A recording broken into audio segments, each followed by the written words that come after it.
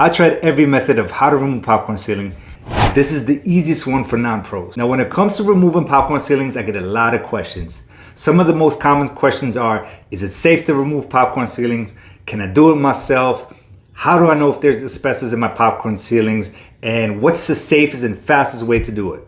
Now, if you've done some research online, you probably read that any house built after 1980 will most likely not contain asbestos.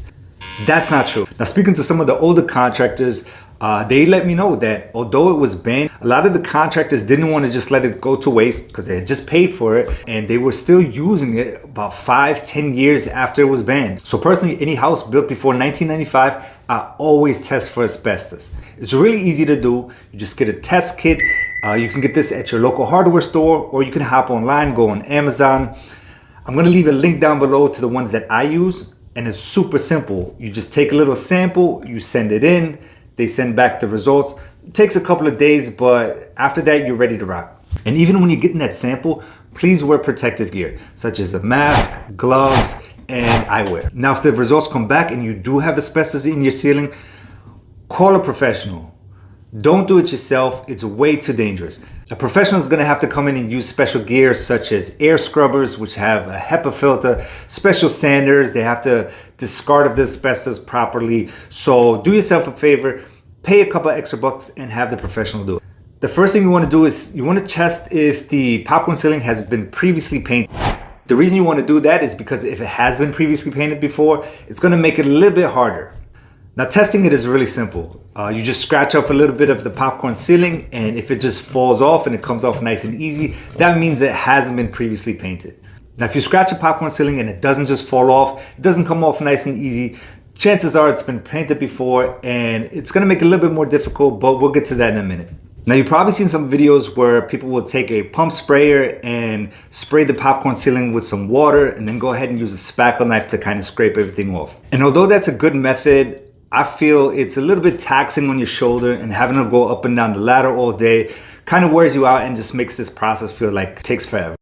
I find it's much easier to just use a drywall sander. Now, there's several options when it comes to drywall sander. You can get anything from $50 all the way up to $1,500. Now, this I Know Craft sander is perfect for these types of jobs. Now, what I like about the sander is how lightweight it is. And even though it's so lightweight, it's still very sturdy. It's built very well. You can hook it up to your shop vac, or you could just use this bag which collects the dust. Well, let me not say all the dust, but around 90% of it. And the reason why I say not all the dust, because realistically, there's not one sander on the market today, and trust me, I tried a lot of them, which collects all the dust to 100%. And as you can see here, every time you remove the sander from the wall, or you have these edges and the sander kind of goes over the edge, you're gonna kick up dust. But if you look close, you see how the dust kind of sucks back into the top. Now, mind you, this is not with the shop vac. This is just the dust bag. So if you hook up a shop vac, you'll be able to suck in even more of the dust.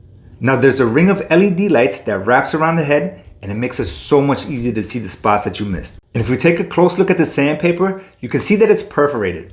Now, what I like about that sandpaper is that whenever you're sanding something, everything gets sucked through the holes in the sandpaper and goes right into your shop vac or into the dust bag. Now, I'm going to leave a link to the sander below, so check that out. Now, quick disclaimer, I'm not being paid by this company to promote the product. I just really like the sander. However, I'm going to leave an Amazon affiliate link down below.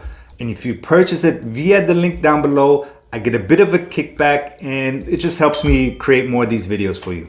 Now, since the ceiling wasn't previously painted, I only had to use a 120 grit to get everything nice and smooth. Now, if the ceiling had been painted before, I probably would have chose an 80 grit sandpaper. Now, the 80 grit sandpaper is more coarse, but if I would have used an 80 grit here, I probably would have dug into the sheetrock and would have to come back and spackle.